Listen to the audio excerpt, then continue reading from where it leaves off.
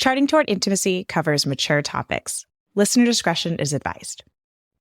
Charting Toward Intimacy covers mature topics. Listener discretion is advised. I'm on a soapbox right now. I'm going to finish this soapbox here. But the thing is, marriage and the family is like the foundation of our faith. The Eucharist is the source and summit. Marriage and the family is down at the bottom. It's the foundation. And so obviously the evil one is going to want to attack that. Hey there. Welcome to Charting Toward Intimacy, where we're expanding the natural family planning conversation. I'm your host, Ellen Holloway. All right. We are here with Dr. Sarah Bartel, back for part 2 of our Licit and Illicit Acts episode. I'm excited to continue this conversation. Welcome back to the podcast, Sarah. Oh, it's so great to be able to speak with you, and thank you for creating this nice, safe, appropriate forum to have this kind of discussion. It's such a needed service. So thank you, Ellen. Awesome. Yeah, I agree. These topic conversations are so important, and there's very few places, especially some of the things we're going to talk about today. There are very few places where people feel comfortable finding this information. Mm-hmm. And so that's, we're going to kind of talk about those things, and why that is, why we feel a little uncomfortable, and necessarily feel uncomfortable, finding this information from certain people. Okay. So let's just jump in. As a quick refresher, I highly suggest go check out the episode a couple episodes ago, Licit and Illicit Acts. I'm actually going to rename that to part 1 because this one's going to be part 2. So Licit and Illicit Acts with Dr. Sarah Bartel, part 1 is what it's going to be named when this episode goes out. Definitely go listen to that one first, because we're just going to kind of jump into these topics, and Sarah gives some good background just kind of on how to discern these things in that previous episode. So definitely go back and listen to that one. Press pause right now, go back. All right. So let's jump in. We're going to start with pornography. Yeah, like the elephant in the room. This is so common and prevalent. It's everywhere, and it's affecting a lot of marriages, even in the Catholic world. Mm-hmm. Yeah. Yeah. And we didn't talk about this last time because we only had like a few minutes left at the end. And I was like, oh, we don't have enough time to give this justice. Yes. So let's quickly talk about the couple of different types of pornography. Cause I think, and we just mentioned it right before we started recording, that, pornography is more than just the visual images of movies or, clips, or what am I trying to say? Magazines, videos, still pictures and videos. That's what I was trying to say. It's more than just that. Typically that type of pornography is going to apply or appeal to men. But not exclusively, of course. Not exclusively. Growing number of women who use and get addicted to this. And just to clarify, this is in the illicit category. Any type of pornography use, whether it's addictive or, someone feels like they can take it or leave it, it's sinful to use it, and has no place in a Catholic marriage or any Catholic individual's life. Right. It's toxic stuff. And I think it's really important to note that there is no place in a Catholic. There is no excuse for it. Like there's no opportunity when it might be okay. Right. And that is because pornography in nature, especially pictorial or video pornography, is it's degrading the image of that person who is portrayed in this. And it's basically saying this person has no dignity, so I can use this person for my pleasure. Mm-hmm. Yeah. And that's absolutely not okay. We're never allowed to use another person for our pleasure only. And so even the argument of, well, we're using pornography to get an idea of like some better positions or something to spice up our life. No, because you are using the person in the pornographic image as a means for your pleasure.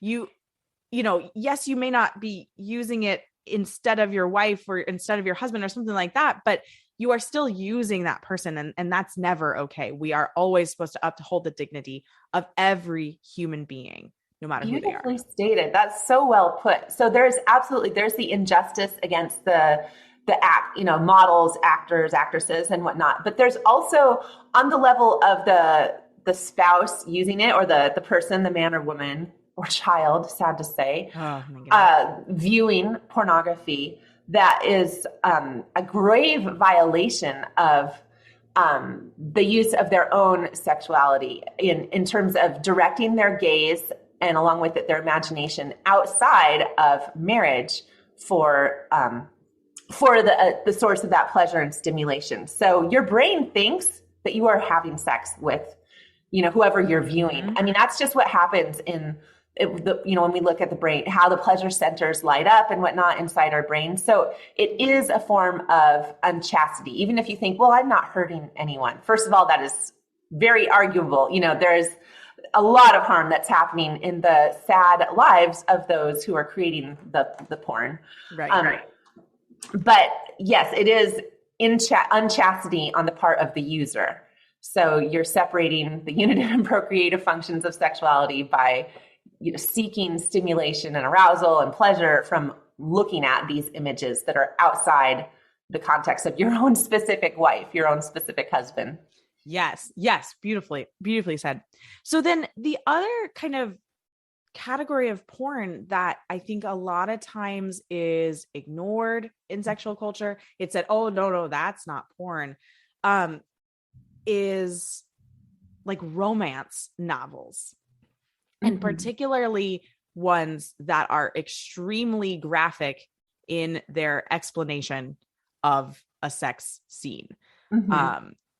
Obviously there's sex in a lot of books, but in certain books, it's just kind of like, it's quick. It's one sentence. It's not like this in-depth thing. What we're talking about is like the pages and pages of explanation of this sexual scene that spurs the imagination into imagining this sexual scene and then basically creating that pornographic image in the mind. And this of the reader, right? Of the reader. Imagination is creating an image after reading the words. Yeah, and I'm not sure. Like, I don't know. If what like a strict definition of pornography is, but for all intents and purposes, morally, I'm going to say that is doing the same thing. It's seeking arousal outside of your own husband or wife and that relationship, and firing up your imagination with this external stimulation, in a sense, like external to your marriage. Exactly. And so, so those are also would be in that category of not licit. Right. Those are things that we shouldn't be looking at or reading. There are so many good books, you guys. There's so many good books out there. You don't need to be reading those books. Exactly. Yes. Okay. So now kind of in that same, going along that same thread, but in a slightly different category, let's talk about imaginative role play in a married sex. Yes. Yeah, and I think it's important to remember that our imaginations, our minds, our brains are just, especially for women, they can be our most sexual organ. What you're thinking about, how you're training your thoughts, before and during your lovemaking with your husband, it's going to have a huge impact on your experience and on how much you're enjoying it and how aroused you get. Because I think with our associative thinking that we do a lot of as women, it's easy for our minds to zip around, So even as things are happening in the bedroom, you're thinking of your meal plan for the next day, or, I need to turn in those forms to my kid's school or whatever. There's just a lot that happens in our brains. And whereas husbands, men, they can park in one part of their brains and stay there. And they're not thinking about, I need to change the oil or, things like. I do not understand that concept. Like, I am just flabbergasted that men can just stay in one track. I don't understand, because yes, I'm thinking about the to-do list. I'm thinking about the 5 things that I didn't get done that day. Right. And then sometimes that can then lead into now my brain has gone into a totally different space. Mm-hmm. And suddenly my ability to orgasm is gone, or my motivation is completely gone. And because I've thought through all of these different things. So now let's lead into, where does imaginative play fit, and how can that help, particularly women? Yes. So it is totally legitimate to imagine a romantic or even erotic scene that features the main characters of you and your own husband, right? And this can be really helpful, in fact, to keep your mind focused on the matter at hand, which is making love to your wonderful husband. Exactly. Right. So you're imagining a beautiful beach villa, or, a romantic hotel room that doesn't have kids in the next bedroom over. Right. Those kind of things can help us women, like, focus on the task at hand. Sorry to put it that way. Yeah, that sounded a little bit being more present and enjoying it. And what can be really beautiful, especially because we're so verbal, and that can really root us in the moment, is if you can tell this story aloud, like take turns with your husband. You can set it up like we're in a, elegant luxury hotel in, Italy or Paris or wherever. And I'm wearing, and you describe, the elegant ball gown that you just came home from a concert in, or whatever, and then he can pick up with the next few, moments of the scene and describe what happens then. And when you close the door to your hotel room, and then you pick up and, take turns, and it keeps it fresh and exciting. It keeps you for a lot of us, our husbands' voices are really rooting and grounding, something about those deeper male tones of voice. But it can be, much more interesting and exciting that way to, imagine yourselves in the scene, and you're both in it together. If your husband is telling this story with you, instead of it's just all happening inside your head quietly, then it's something you're both experiencing. There is a unity to it, and you're not doing anything to block the procreative, function of your sexuality. So there's nothing immoral or illicit about this. This is totally good. And and as so long as in the story you're describing treating each other with respect and dignity, even while it's very erotic. So I got this from a Catholic French, actually she's Belgian sexologist, Therese Argot. French is a language I have, and so I've been able to follow her and read her content and hear her interviews. She describes this as a way to really help couples experience more enjoyment in their sexuality.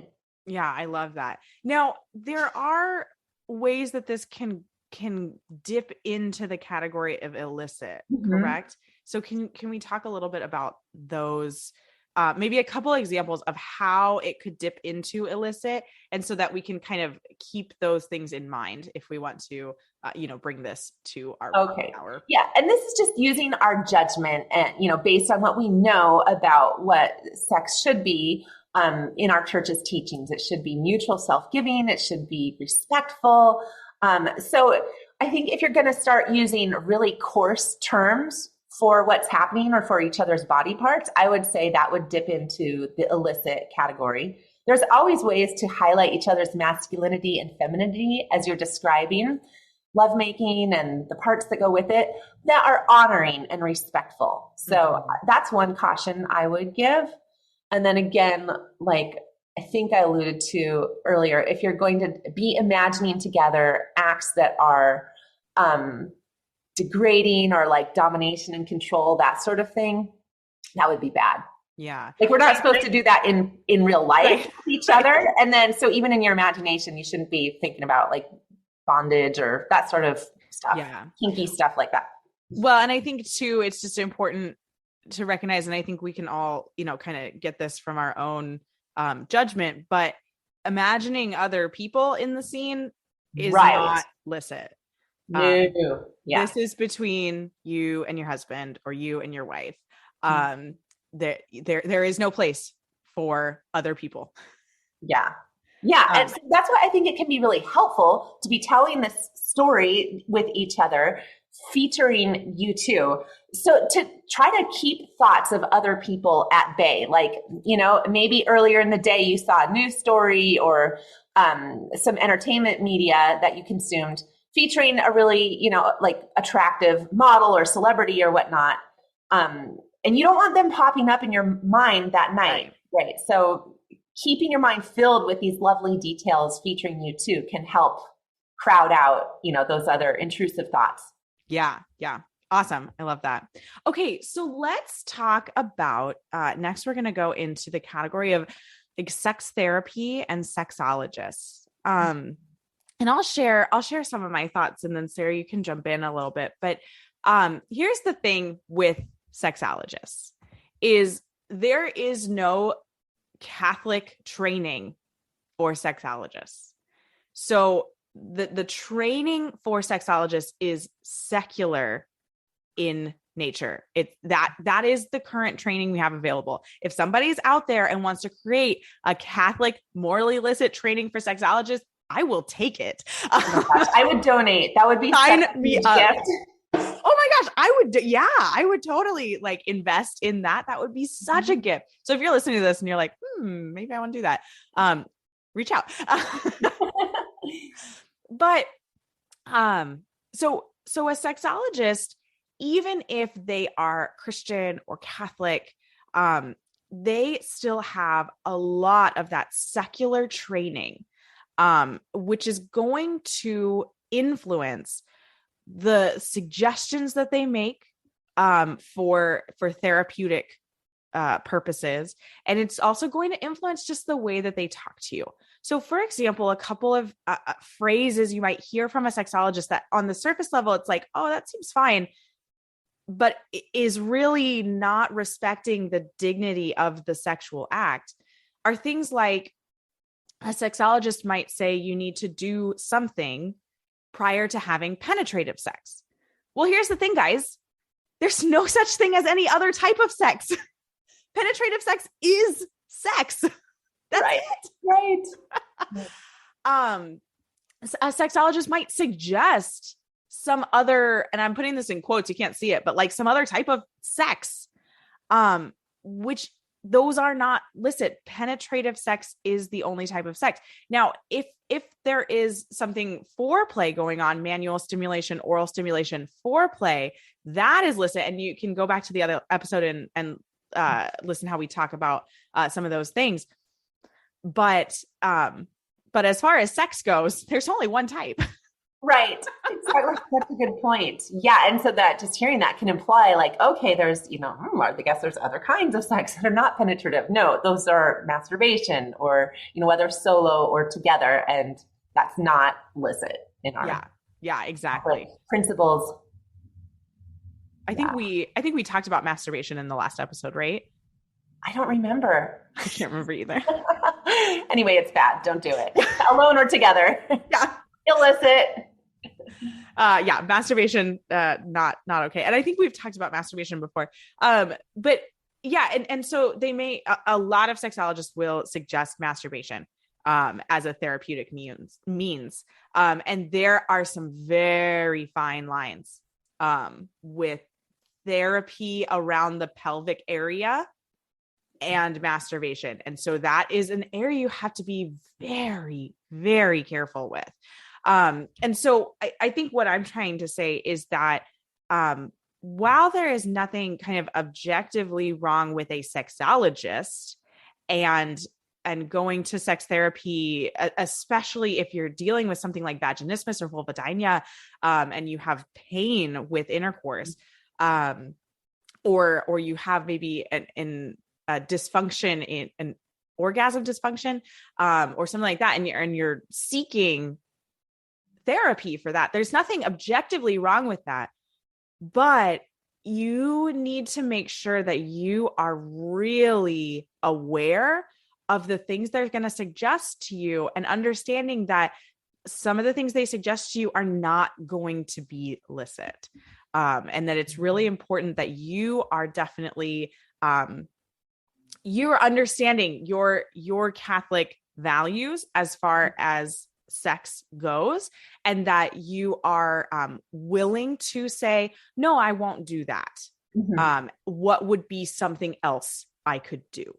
Very good. That's very good. Yeah.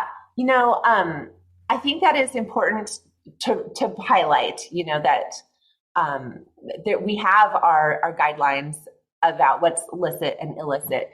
When we're talking about therapy and what's therapeutic, it's important to remember the whole goal should be that fully unitive, which also is fully procreative, act with our husband or wife. And sometimes there can be situations in which you're going to do something therapeutically on the way to that. And because of that goal, it is still okay. I'm just thinking of a case I'm working with right now with a wife inside one of our programs. And she has this crippling anxiety regarding intimacy. She was brought up in a super rigid, strict household. Even just thinking about making love was bringing this poor woman to the point of wanting to throw up and, you know, having stomach aches. So for her, and I checked this out with my mentor, Dr. John Grabowski at the Catholic University of America, who, you know, has decades of, you know, long established career as a Catholic moral theologian. But with her doing things with her husband, where there's going to be some touching and some, you know, gentle bit by bit, like getting used to touching and pleasure on the way to being able to come to that point where she can make love with him, you know, and it'll be,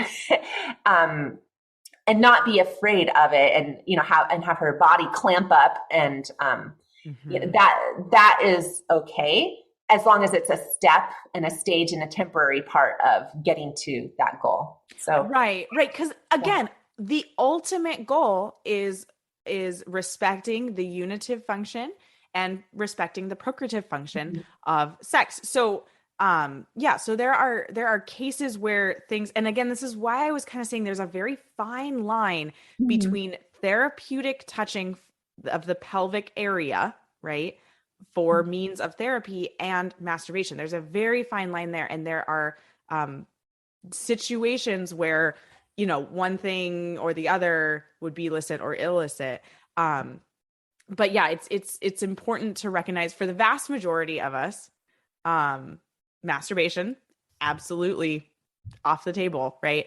Well, I mean, I think masturbation always, but some of the same touches and movements that would cause one person to masturbate might be pelvic therapy. Right. For someone else. I think that's actually the distinction I wanted to make. Yeah, and it is, you know, when we look in Catholic moral theology at how to analyze a moral act, we look at object and circumstances, like our intention and goal, as well as what the action is itself and the circumstances around it. So yeah, if this is part of therapy and it's a goal to, you know, being able to have sex in a lovely way with your husband, that is different from masturbation, where you're pleasuring yourself just for the sake of enjoying that pleasure, right? Yeah. So, Exactly. Yeah. So really, with sex therapists, again, there's nothing objectively looking at it from the outside. There's nothing wrong with seeking therapy for sexuality, but it's important to recognize that there are very, very few people who call themselves sexologists who are in line with everything that the Catholic Church teaches. And it's not even in line with everything that the Catholic Church teaches. It's the fact that they are in line with respecting the full dignity of the human person. There are very few people who call themselves sexologists who also respect the full dignity of every human person and every sexual act. And so it's really important to be aware of that. Yeah. All right. So is there anything else you want to say about sex therapists? No, I think that's good. Okay. All right. So the last one we want to talk about, and this is great, our timing is fabulous. We're almost out of time, but is sex manuals. And the reason why this transitions very well is that a sexologist may suggest a certain sex manual. And so I think the biggest thing here is that these manuals can be pornographic in nature.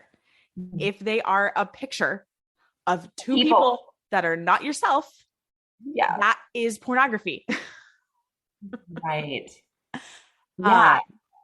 Do you want to take off?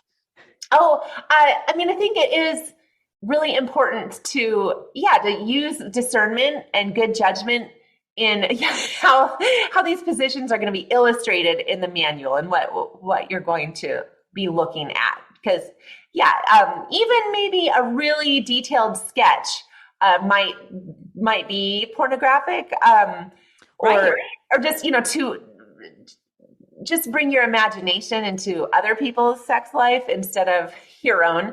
So if you want some really like simple graphics that are going to be enough to communicate to you the position without being titillating or arousing, I guess. Yeah, absolutely. So, stick figures, very simple cartoons. Because again, there is like cartoon pornography. And so, so it's important to recognize that distinction there. And there are also certain kinds of images or cartoons that might be those, even just a very simple stick figure, might be too much for someone who has a history of addiction to pornography. Even just seeing that image may bring back different images from their past and memories and things like that. So it's also just important to recognize, where are you at? Where is your spouse at? What has your history been? And what, what's going to be okay for you guys to look at together. And of course, again, recognizing the fact that if it is, you can draw a hard line. If it is a picture of two people, that's absolutely not right. Like a photo. A photo. Yeah. If it is like a photo of two people, that's out completely. Very good point. The other kind of category of like a sex manual is just descriptive in nature. And this is going to be a lot safer of an area to be in general. But again, recognize that there could be a place where this could dip into kind of that category where the romance novels sit. So if it's very objectively describing, what the location of things and the position of bodies and things like that, like the book Holy Sex, I talk about this book all the time. I love this book. I think every Catholic couple should read this book together and read it multiple times. Like, read it once, and like 5 years later, read it again. It is a great book. And further into the book, there is actually a section that does give descriptions of sexual positions.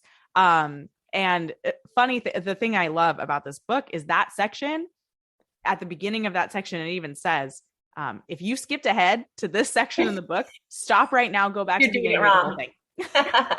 You didn't open just to hear, did you? Yeah. I remember that. Yeah.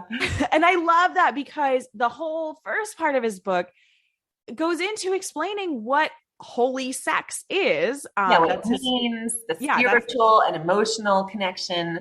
Yeah. Exactly. Context. And so again, like, and this all goes back, and we could get more nitty gritty, of course, but it is all about those two questions. Is this respecting the unitive function, both the physical unity and the emotional unity, right? And is this respecting the procreative function? We are always called to respect those two things. That comes from Humanae Vitae, is where Pope Paul VI kind of puts these two in a very clear light. Now, unity and procreation were absolutely kind of talked about before, but Pope Paul VI really he spelled it out so clear. Yeah, they are intrinsically integrated. Yes. Like, you can't harm one without harming the other, even if you're not intending to. So that's really important. I think that's good, especially for women who've had hysterectomies or whatnot, and they feel like, well, where's my procreative function anymore?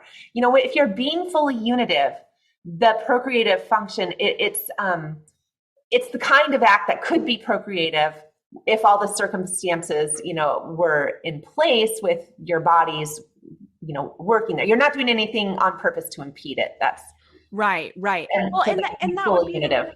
that would be the case for a woman who's pregnant or past menopause, right? We still absolutely have to respect the procreative function of, what's going on with what's coming out of the man, right? We have to respect the procreative function of the sperm, even if there is no chance of pregnancy occurring again. We're getting into a whole nother topic. Yeah, I know. Yeah, part 3. Yeah. Ellen, I think if we have a minute or 2 left, it'd be nice to go talk about pornography again, because I think a lot of wives know it's wrong. Their husband's using it. They're frustrated and hurt. What can we recommend to them? Yes, absolutely. A really helpful website is sexhelp.com. That's where you can take a quiz to see, how addicted your spouse or yourself might be to pornography.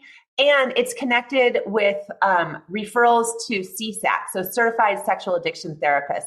And if it's a case of porn addiction, that's the specific kind of help that the husband, if he's the porn addicted one, or yourself, if it's you, needs to get in order to get free. And also Sex Addicts Anonymous or Sex Anonymous, SA.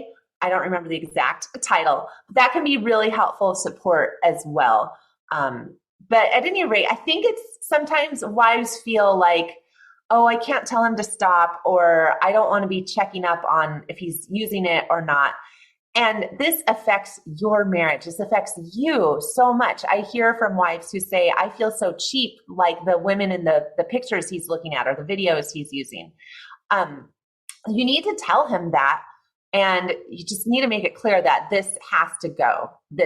I just want to empower and encourage women to set a limit with their husbands. And even if that limit is I'm not going to feel free to give myself to you in marriage and the marital act until I have assurance and certainty that you are, you're getting clean from porn, or you're, doing your very best, and you've got accountability set up. Maybe that accountability should not be the wife, but a friend or some sort of program or organization.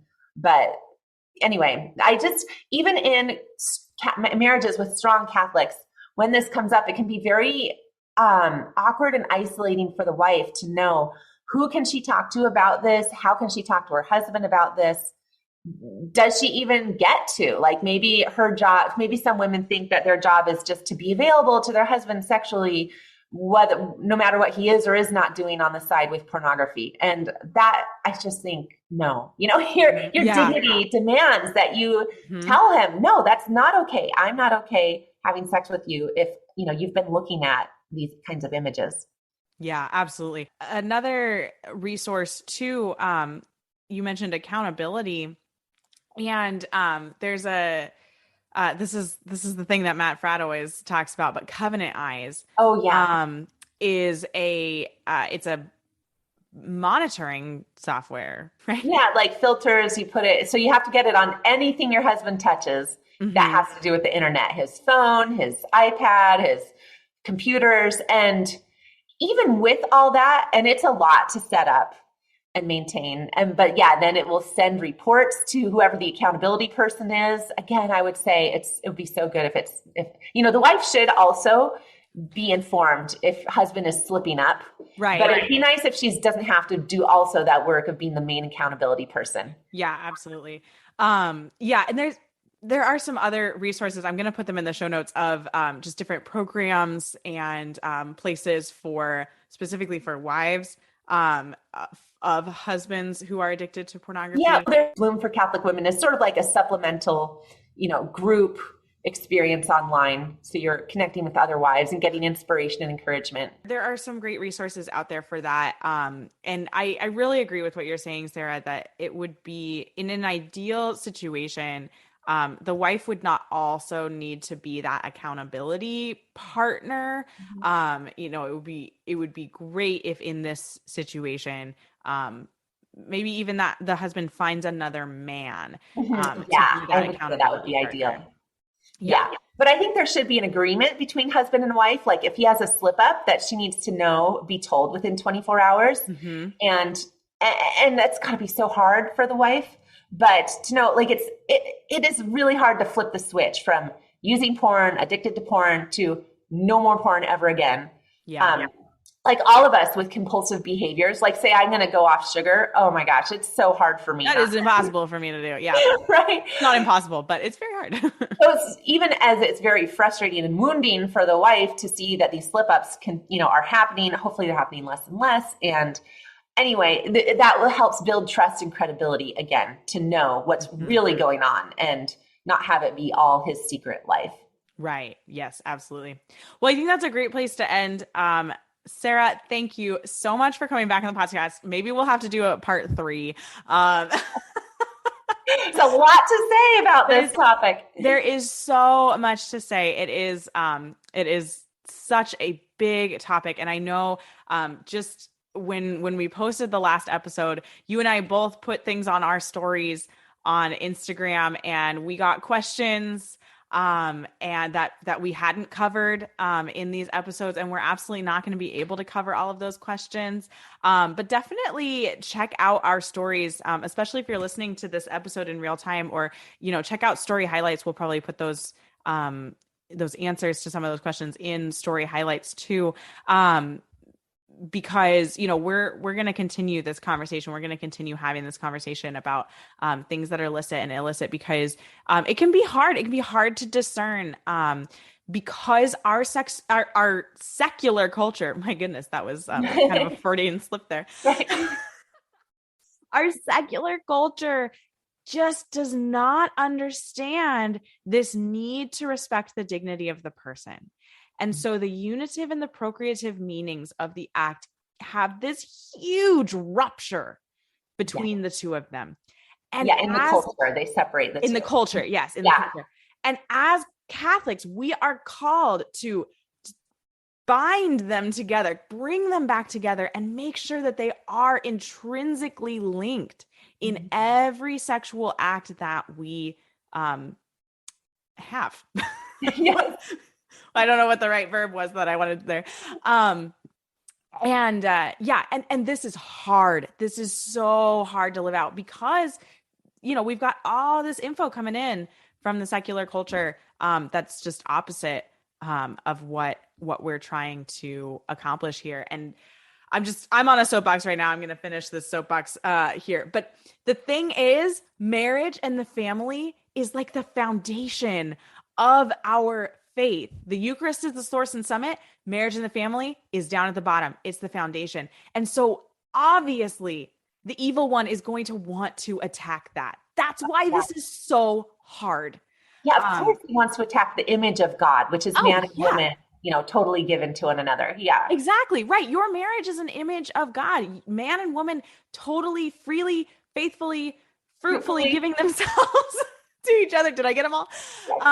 That is an image of the divine Trinitarian love. That is an image of God and his ultimate self-giving love, right? And so, of course, the devil's going to hate that. He's going to absolutely hate it. And everything associated with it too, the life-giving quality, the babies, the creativity that comes from that, the generosity. Yeah. Those are all things he hates. That's why he wants abortion and Exactly. So it is going to be attacked. And I think it's really important. I think this is a great place to end, is Pope Paul VI in Humanae Vitae. He specifically said, guys, you can't live this out without the grace of God. This is not doable on your own. I'm trying to find it really quickly in my copy of Humanae Vitae, but I don't think I can. But he specifically says you need the grace of God for this. This cannot be done by human will alone. It's not possible. So on that, I think that's great. No, I think it's in Gaudium et Spes also, the Vatican II document, that, that we are strengthened by the sacrament and empowered by the sacrament, that where Christ abundantly blesses our ability to love. But it's true. I think it's in the catechism as well. I think it is. Yeah, I'm pretty sure it is in the catechism too. Yeah. Well, I just thank you so much, Ellen, for creating a beautiful, safe space to have this conversation. We are both here and active to help, listeners in this area with sexuality and marriage and family. I just wanted to remind anyone listening that the ministry my husband and I run, Cana Feast. We're on Instagram. I'm kind of spotty on Instagram. I'll go in spurts, but our website is canafeast.com, and we have a course and a membership, our Abundant course, which opens up, every now and then, and our Cana Feast ongoing membership with lots of, marriage strengthening in general, but we do have content specifically related to, helping your sex life as husband and wife as well. Thanks so much for listening. I know this episode got a little bit long, but I didn't want to cut anything out of it because, especially at the end, we really started to get into some interesting topics. If you're still here at this point in the episode, I have a few more things that I wanted to share. First off, if you are listening to this the day that it comes out, I want to tell you about a link that's going to be in the show notes. This is a link to the Abundant course that Sarah mentioned. Their Abundant course is only open for short amounts of time. This time around, it is only open until June 9th. So if you're listening to this, like the first couple of days that this comes out, please check out that link that I have in there. I have partnered with Sarah and her husband Nathan to share this amazing workshop with you guys. My husband and I are currently going through it. We love it. It's just such a great enrichment. We've had some really wonderful conversations, and Sarah and Nathan have an incredible module in there all about sex, and really digging into some of these questions on licit and illicit, as well as just ways to really improve your sex life overall. Another thing that I want to mention is if you are struggling with some of this stuff, Sarah mentioned, she and I are available to you here in this space. I will be doing some stuff in my stories, especially right after this episode comes out. But if you have deeper burning questions, or you really need to chat with someone about these kinds of things, this is why I do coaching. These are the kind of conversations that are great for that one-on-one coaching. And so if you check out the show notes, there is a link to scheduling a 1-hour coaching session with me. I also want to mention that that link in the Abundant course, that's a specific link for me, and anybody who purchases the Abundant course through that link is going to get a free coaching session with me. So you have a little extra bonus on there if you purchase the Abundant course through that link. So definitely check it out, or check out coaching with me if you want to dig into this topic more. And if you're not following us on Instagram, I'm at Charting Toward Intimacy on Instagram. Links to that are in the show notes. You can also always email me. Until next time.